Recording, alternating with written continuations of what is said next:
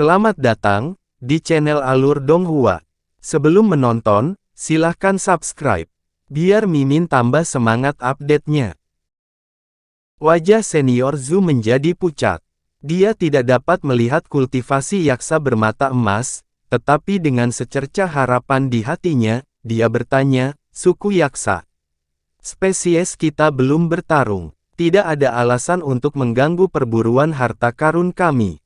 Apa alasan mengelilingi kita, menyerang?" Perintah datang dari yang terkuat dari 100 yaksa, seorang wanita yang memberi senior Zhu senyuman mempesona.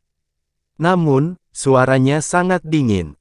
Para yaksa di sekitarnya segera mengacungkan kapak dan bilah besar mereka, meluncurkan seberkas cahaya yang ganas dari segala arah ke arah para kultivator yang terkepung. Situasinya mirip dengan bagaimana kultivator manusia telah meluncurkan serangan skala penuh pada semut darah hitam sebelumnya, tetapi dengan posisi terbalik. Meskipun ada perbedaan besar dalam jumlah dan kekuatan antara manusia dan makhluk asing, senior Zhu dan para juniornya tidak akan menyerah pada serangan pertama. Dalam ketakutan mereka, melepaskan harta terkuat mereka, memblokir rentetan serangan dengan kekuatan maksimal mereka, menyebabkan benturan cahaya pelangi. Di antara mereka, ada banyak yang menggunakan teknik penghindaran dan penyembunyian untuk secara langsung mengaburkan ruang berusaha melarikan diri. Dengan sangat waspada, senior Zhu kabur dan tiba di sisi wanita cantik itu. Kedua telapak tangan yang tergenggam dan cahaya biru merah berkedip-kedip dari keduanya.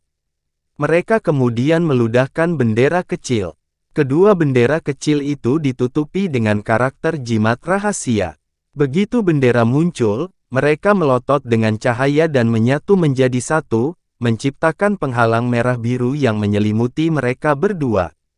Pada saat itu, guratan pedang menyapu udara, dengan liar menebas penghalang dan meninggalkan bekas putih. Dalam ledakan besar yang bergemuruh, garis-garis itu pecah sebagian besar. Para kultivator manusia dengan paksa memblokir serangan sejenak dengan berbagai teknik dan harta mereka, tetapi, serangan itu menembus dan benar-benar menenggelamkan mereka. Jeritan sengsara berteriak berturut-turut setelah ledakan. Tetapi beberapa bilah pedang besar berhenti menyerang kelompok itu. Sebaliknya, mereka mengubah arah ke ruang yang jauh. Busur putih anehnya melintasi udara dan cahaya merah menyala di udara. Beberapa mayat yang terbelah kemudian muncul dan jatuh. Para kultivator tersembunyi ini tidak dapat lepas dari perhatian para yaksa dan dengan mudah dibunuh. Pada saat itu, cahaya yang dikumpulkan para kultivator menjadi redup.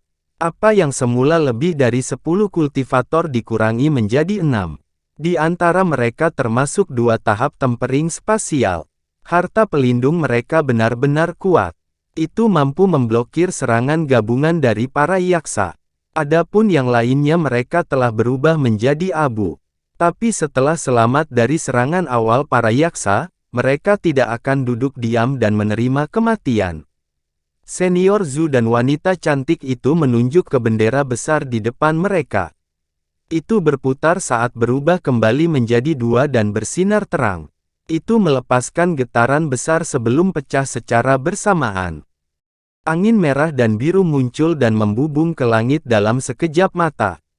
Senior Zhu dan wanita cantik itu kabur, berubah menjadi 2 garis cahaya saat mereka menyatu dengan 2 angin kencang yang muncul. Setelah itu, mereka mengaktifkan teknik mereka mengubah 2 angin kencang menjadi tornado setinggi 1 km. Guntur bergemuruh di udara saat itu menyerbu langit. Ketika para yaksa yang menghalangi jalan mereka melihat kekuatan badai yang menakutkan, mereka terlempar ke dalam kekacauan, bahkan dengan sifat kejam mereka yang kejam.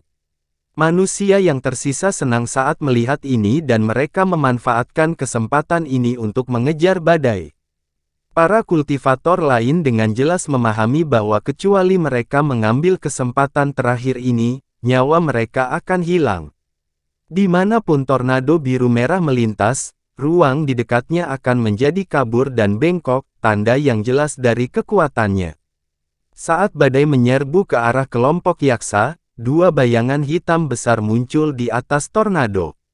Sebelum kultivator lainnya menyadari apa yang sedang terjadi, 4 ledakan terdengar. 4 gelombang kekuatan tak terlihat yang sangat besar menghantam bagian atas badai. Tornado itu bergetar dan diblokir dengan paksa di lokasi aslinya. Awalnya, ada beberapa yaksa setinggi 200 meter yang tetap melayang di udara. Mereka kabur dan muncul di kedua sisi tornado.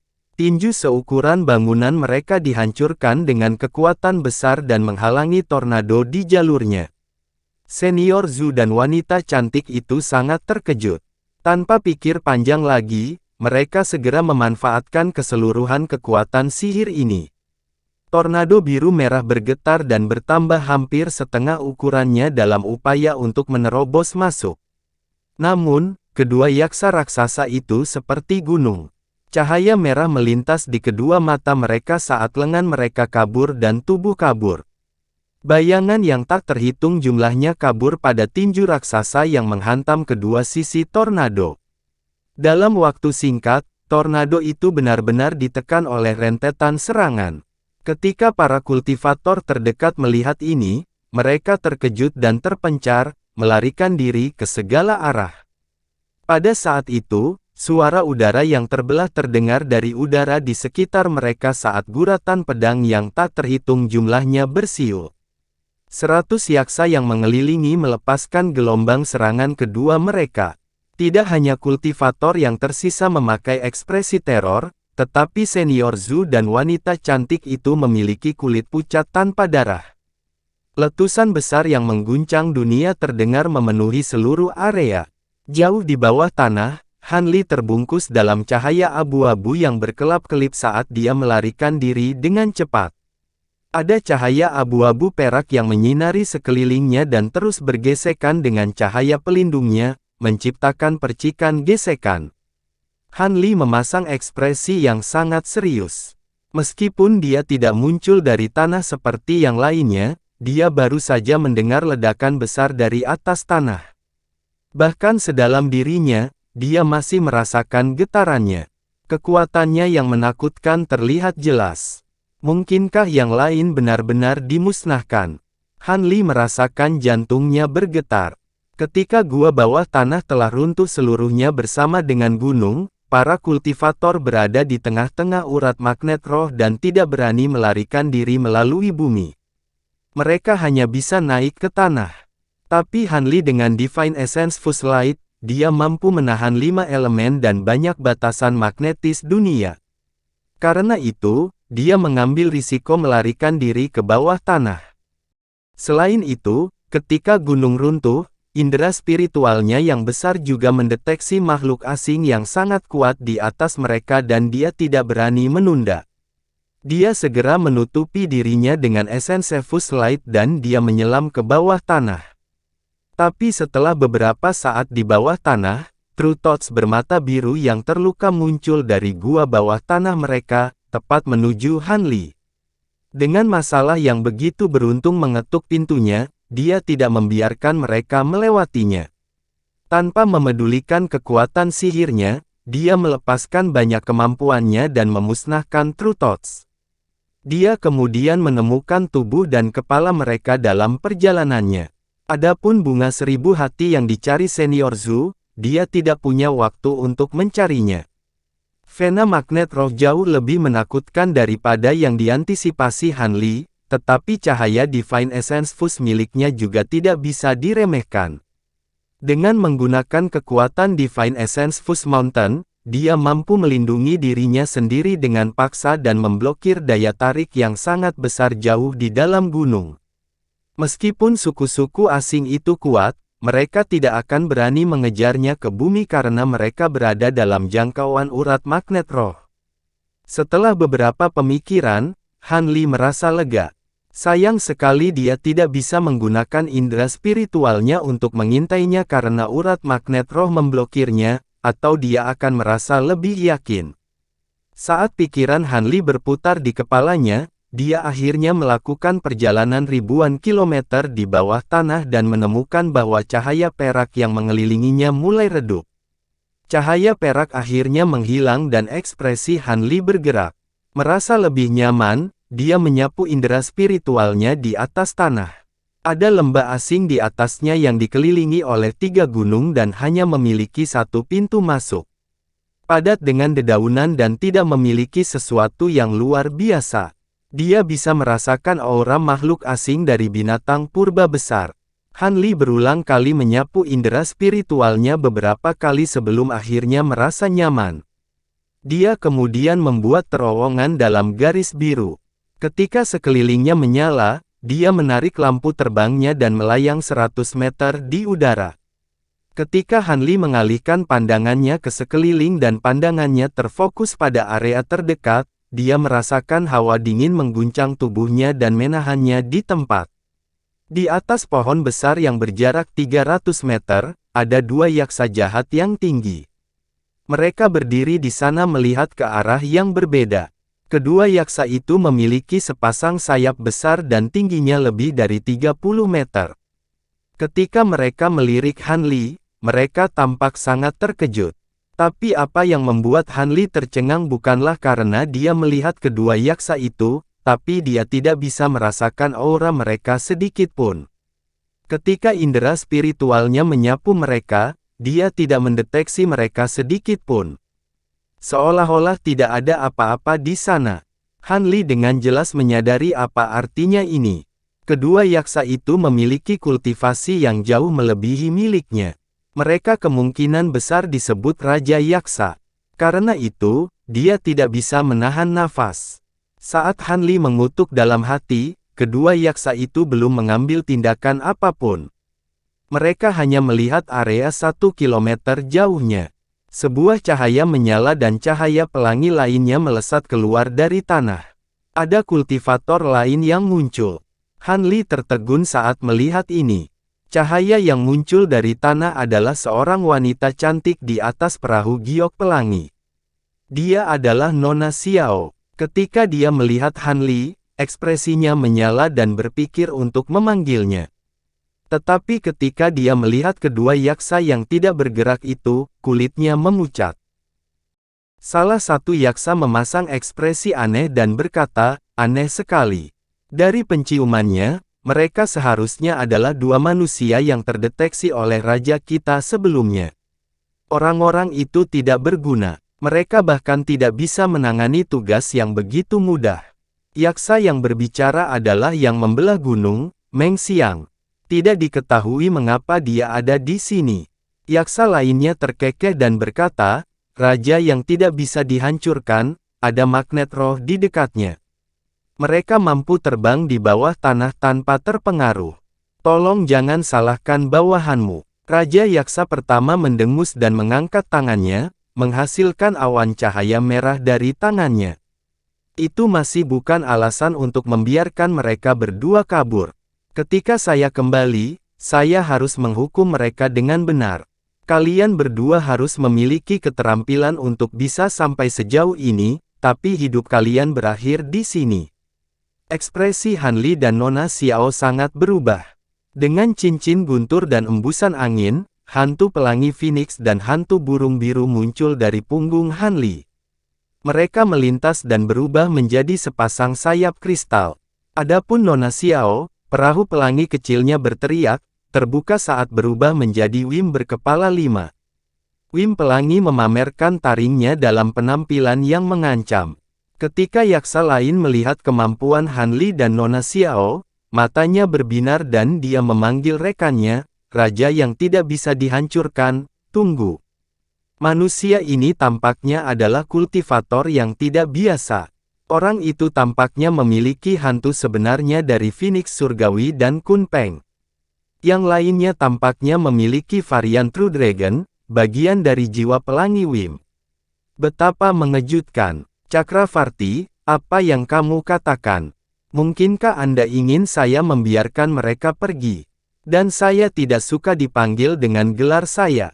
Panggil aku dengan namaku. Yaksa pertama mengerutkan kening. Meskipun cahaya merah memudar dari tangannya, dia menoleh dan memasang ekspresi tidak senang.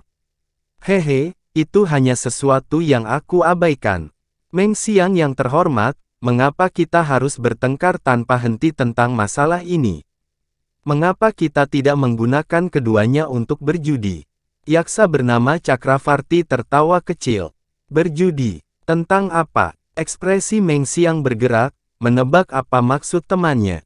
Ini cukup sederhana. Mari kita selesaikan perselisihan kita sebelumnya dengan berjudi. Kami akan bertindak secara terpisah untuk membunuh mereka. Siapapun yang berhasil akan menentukan pemenangnya. Chakravarti tersenyum sinis. Meng Xiang dengan dingin bertanya, dua kultivator transformasi dewa yang remeh. Mereka akan mati dalam satu serangan.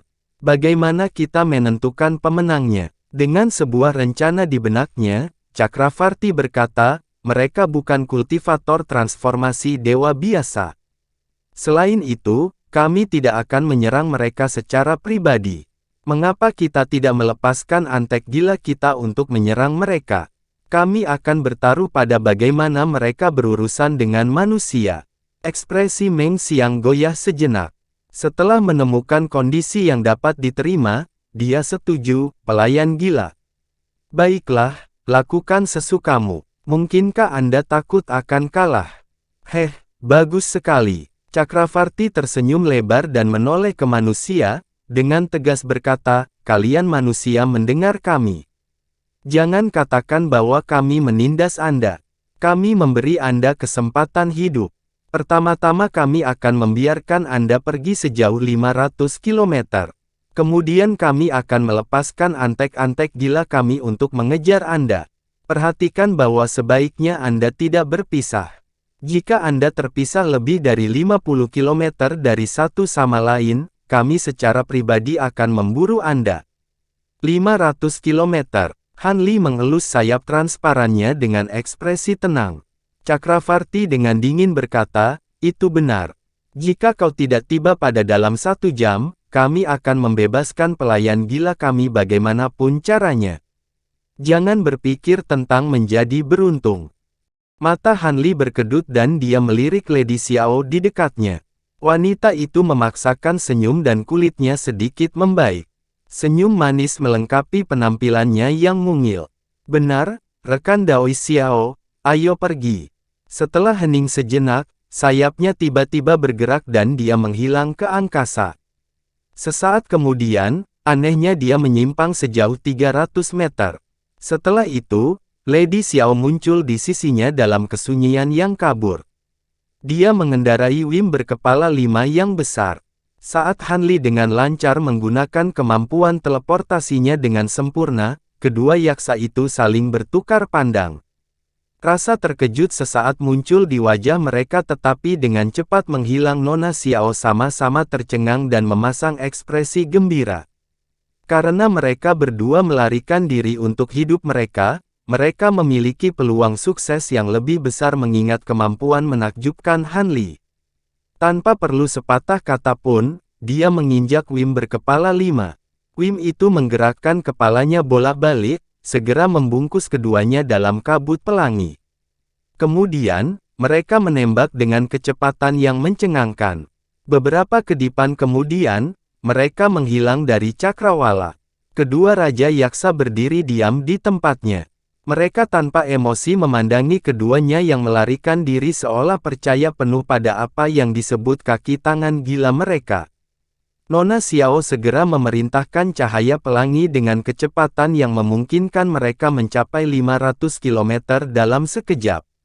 Tetapi karena kedua yaksa memberi mereka waktu untuk satu dupa, ketika mereka tiba 50 km jauhnya, wanita itu memperlambat mereka. Setelah itu, dia menepuk pinggangnya dan memanggil liontin batu giok seputih salju, berubah menjadi kabut putih yang menutupinya.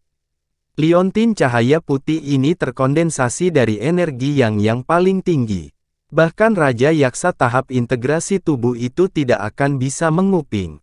Kita bisa bicara di sini. Nona Xiao memberikan penjelasan singkat, menunjukkan kekhawatiran dari wajahnya. Apa yang ingin Anda katakan?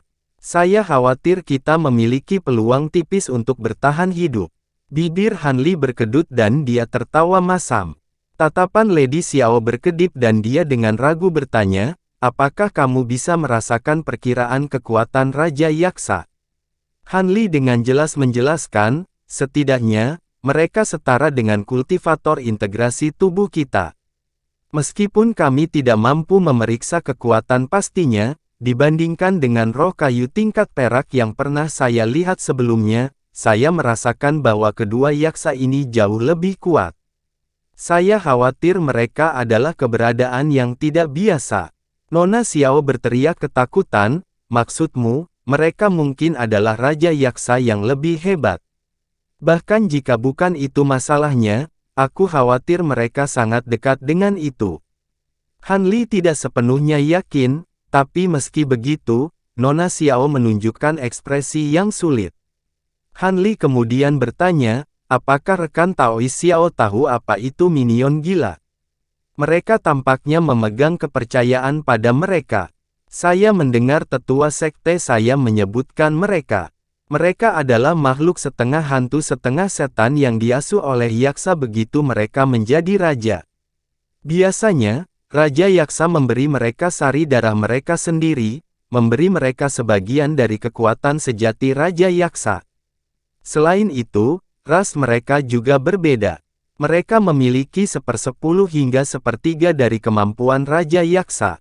Mereka sangat menakutkan. Itulah mengapa jika mereka adalah Raja Yaksa yang lebih besar, saya khawatir kita tidak memiliki kesempatan. Nona Xiao mengertakkan gigi. Ekspresi Han Li goyah saat mendengar ini.